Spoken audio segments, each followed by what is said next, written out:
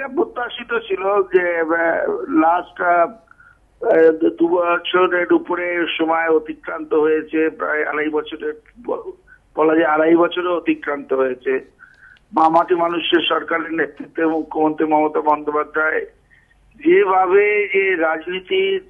মধ্যে না ঢুকে, কচকচানিতে না গিয়ে শুধুমাত্র রাজ্যের সামগ্রিক উন্নয়ন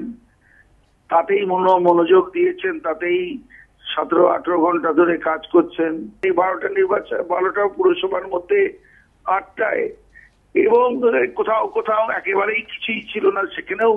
একেবারে মেজর দল হিসেবে নিজেদেরকে জাহির করার, প্রত্যেকটাই কিন্তু বলবো মমতা বন্দ্যোপাধ্যায়ের প্রতি মানুষের আস্থা, ভরসা, এবং মানুষ একটা দৃঢ় সংকল্পে পড়ে থাকা অর্থনীতি, পিছিয়ে থাকা রাজ্যকে সামনে নিয়ে যাওয়ার যে উৎসাহ এবং উদ্দীপনা মুখ্যমন্ত্রী দেখাচ্ছেন, তার সঙ্গে একমত হয়েছে।